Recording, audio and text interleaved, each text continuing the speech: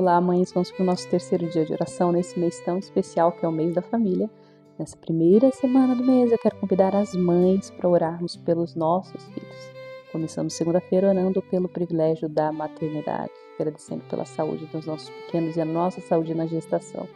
Ontem oramos pela infância, agradecendo a Deus por todo o cuidado com os nossos pequenos e pedindo sabedoria e graça para essa fase tão desafiadora. Hoje nós vamos orar pelos nossos filhos adolescentes. Eu não sei se você já está nessa fase, se você já passou ou ainda anseia, mas todas nós com certeza sempre olhamos essa fase com um pouco de receio, porque as transformações no corpo são muito rápidas, na mente também, e o nosso medo de o que será que minha criancinha vai se transformar. Mas quando a gente lê 1 Timóteo 4,12, nós lembramos de uma coisa muito importante que Paulo nos ensinou. Paulo ensinou a Timóteo e nós aprendemos.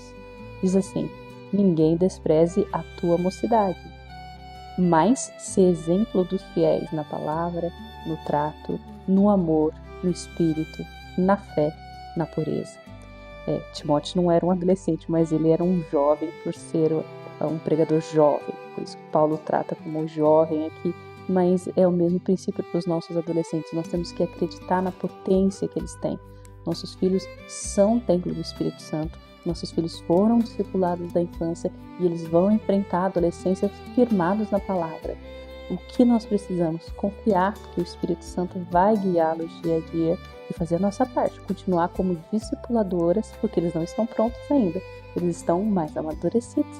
Muitos já fizeram a profissão de fé, outros estão caminhando para isso, já entendem quem Deus é, já entendem dos princípios de fé, já tem uma fé madura, mas precisa ainda lapidar algumas questões até de personalidade, porque estão crescendo. Mas esse texto nos lembra uma coisa muito importante, que os adolescentes devem ter uma comunicação diária, um trato, um cuidado quanto a isso. Quantas vezes a gente vê nas redes sociais ou no trato com iguais, eles tratando de alguma forma ou violenta ou que não é um linguajar cristão. Então devemos chamar a atenção quanto a isso, né? Eles devem ter um estilo de vida que reflita a verdade que eles creem. Nós também temos que orientar e ensiná-los a cultivar o amor.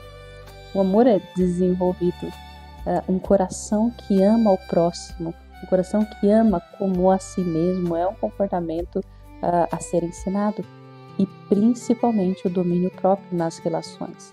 Tudo isso é treinável e dentro da nossa perspectiva de fé é um mandamento: amar o próximo como a nós mesmos.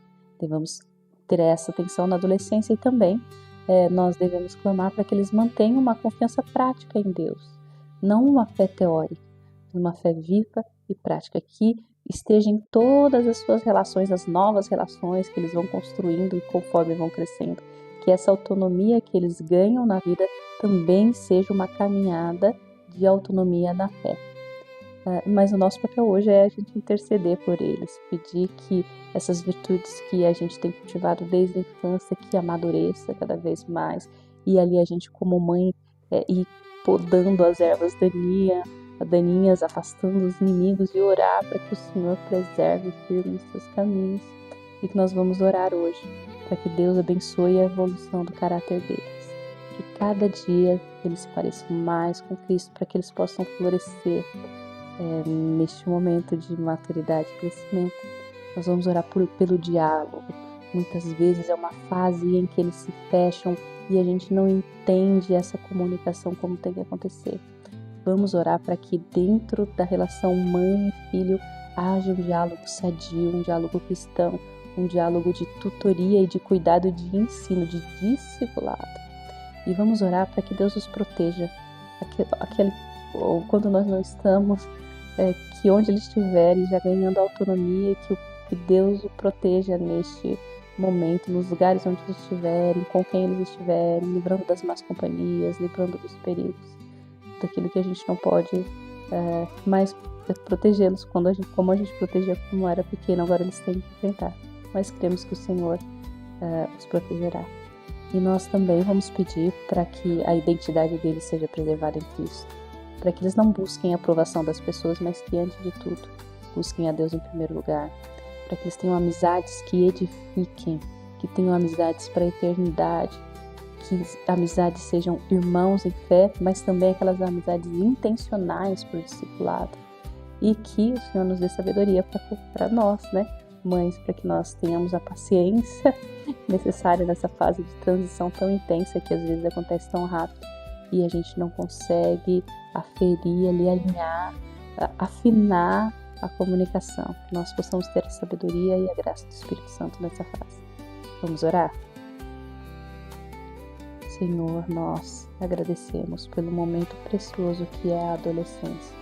Obrigado, Senhor, porque a fase da infância foi vencida, foi superada, tantos aprendizados, mas por vezes aquela nossa criança alegre, sorridente, cheia de energia, vai crescendo e se tornando alguém que por vezes nós não reconhecemos, e de repente a cama da criança está toda ocupada por um grande adolescente com pés enormes ou uma menina cheia de emoções frágeis.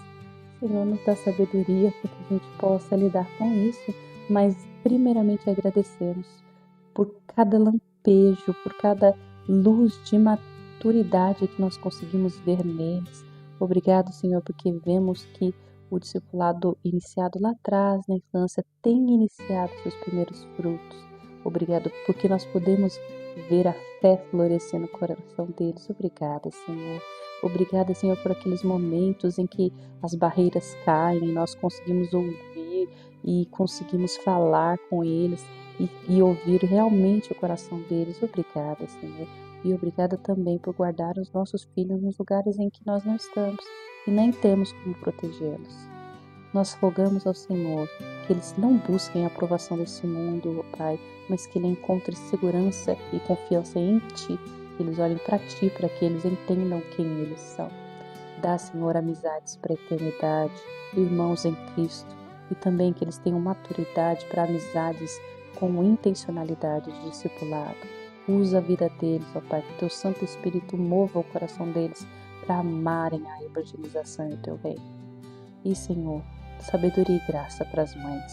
Nós precisamos de paciência, precisamos do fruto do Espírito vivo em nosso coração, para que dia a dia nós possamos ser as mentoras que inspiram, as mulheres que transformam, que ensinam, e não somente, não aquelas juízas que cobram o tempo todo, muitas vezes de uma forma negativa. E renova a nossa força, Senhor, para que nós olhemos com amor a cada erro, a cada falha, que nós olhemos com gratidão a cada florescer de uma nova virtude. Sabedoria e graça para as mães, ó Pai, em nome de Jesus. Amém.